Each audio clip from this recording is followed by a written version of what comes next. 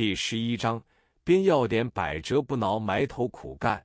传票飞来，重要文件，意外得来，一堂了案。化险为夷，帮助同道。取回执照，编修要点。名流续拔出版前后，枝节横生。我在齐州，除了凭吊李时珍的坟墓之外，又搜集了不少新鲜圆珠药材标本，同时还知道了许多中药材在市场上的别名，这是本草书上所没有的。此外，再拿到许多药材的价目单，其实当归的价格每斤只卖银元2元4角，防党参每斤不过银元1元2角，而至现在握管时，每斤当归已卖到港币112元，每斤鹿党参已涨到港币112元，每斤防党参已涨到港币80元，比之其时的售价真有天渊之别。要是那时的药物价目单我还保存着的话，互相比较一下，真是叫人难以置信。埋头苦干，传票飞来。我从齐州归来后，枕悟之下都在写述医药文稿和编著《中国药学大词典》。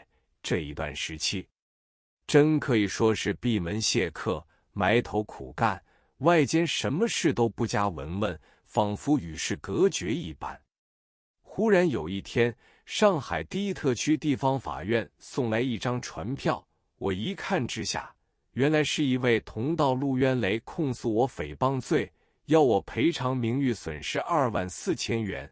我对着这张传票呆了半天，心想法院中大小刑事案件总不过2、3千元，已是少见的大案件，即使遭遇到一件轰动社会的大刑事案，也不会超过4、5千元。怎么我会犯上这般滔天大祸？真使我好似堕入无里雾中，百思而不得其解。我和渊雷向来无冤无仇，有事相见，无非寒暄客套，从来不曾有过言语上的冲突。这次接到传票之后，我想了又想，足足想了一晚，找不出原因，不如直接到他的诊所，当面问他一个究竟。渊雷那时的诊所设在白客路、金凤阳路一条陋巷之中，找了好久才找到。他租的是一个亭子间，不过10尺乘12尺的地方，里面除了一张破旧的写字台之外，地上都堆满了书，旁边有一只卧榻，此外还有些锅炉杂物。原来他是居于40余寺的一个孤家寡人。渊雷见我突然立旨，觉得很诧异，讷然不知如何应付。我就开口请问他，我几时曾经诽谤过你？何以要控诉我赔偿2万4千元？况且你我同为医界中人，有什么事可以当面商量，何必要惊动法院告我一状呢？渊雷听了我的话，呆了好久，才说，你在你的《康健报》上看过一段医界短讯，说我要同我的医校女学生沈本眼结婚，而且加上些师生恋爱字样。要知道我是靠教书过活的，经你这样渲染描写的我人格扫地，由下学期起我已被学校解雇，所以我要你赔偿我2万4千元损失。因为你业务很好，听说从书局方面收到稿费近万元，还购屋买地，着实多了些钱，所以告你一状，要你花一些钱，也不过是9牛1毛而已。老实说，我一贫如洗，这个亭子间已欠了9个月租金，天天被房东要赶走。现在我已看定了古岭路、金黄河路、仁安里一间新屋，只好要老兄破抄了。假使你不肯的话，上了堂你也是必输无疑的，不如大家谈谈，数目是可以商量的。我听了他的话，也记不起《康健报》上登的短讯究竟是怎样写法，因为那时风气很古老，师生相恋在那时算是惊世骇俗的。我知道陆渊雷向来是川沙的一个小学教员，国学根底好得很，后来他又参加运铁桥的中医函授学校，毕业之后就在函授学校中负责改科卷，不久就转撵受国医学院聘请，担任该校教务主任。但是他书呆子气息很重，想出来的念头都是书生之见。他以为这条短讯可以入我于罪，要多少钱就可以得到多少钱了。当时的法院控票，只要由一位律师买一张法定的状纸，这种状纸每份连印花税在内收工本费大洋3元，而所偿的数目成千成万，可以任意填写，不像现在香港，小钱债案要缴多少送费，大钱债案要缴多少送费，所以那时兴讼是比较轻易的事。陆渊雷，1894至1955，中国医家，上海市川沙（今浦东新区）人，初研文学，后习中医，问业于运铁桥。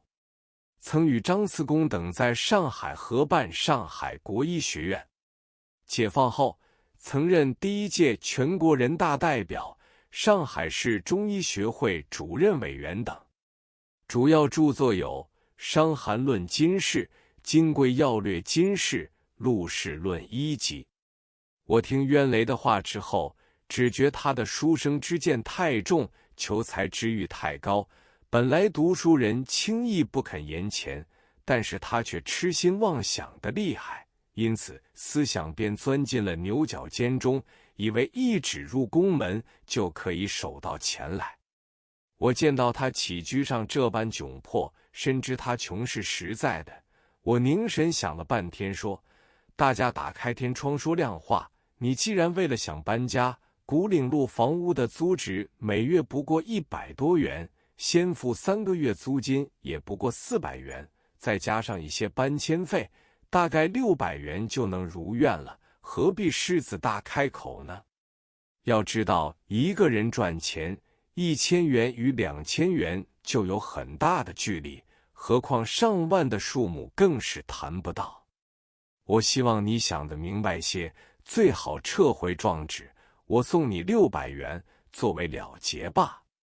渊雷一听我的话，认为600元已经垂手可得，反而坚决不肯让步。他说：我请了一位律师汪孟潇，讲明树上开花案。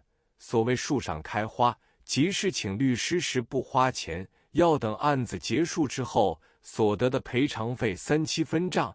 汪孟潇曾经表示过，他至少拿2000元，又要送法官1000元，所以即使我肯撤回传票，汪律师也是不肯罢休的。他说到这里，我再三地和他讲情，他简直不让我插口说一句话，我也只好懊丧而返。当晚我查出了《康健报》短讯的原文，并没有多大的侮辱，只是当时的风气不同而已。于是拜访姚公鹤老师，他是法权讲习所所长，在司法界门生极多。我把这件事前前后后的经过告诉姚老师，姚老师听了我的话，极为生气。他说：你初入社会就一帆风顺，引起同道的嫉妒是必然的，但是你对人的态度不能一味谦和，以懦弱示人。你一懦弱，反而促使别人来欺凌你。孔子说的中庸之道，在此时此地是行不通的。要知道，中庸即是无用。这场官司要是你软化的话，此后接踵而来不可理喻的事还会多。所以这场官司你只能赢，不能输。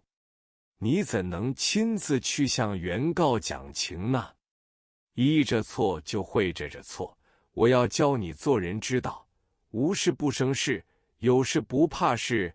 你不侵犯人是对的，但是人家侵犯到你头上，你一定要有办法去应付，那么以后的事就会消弭于无形了。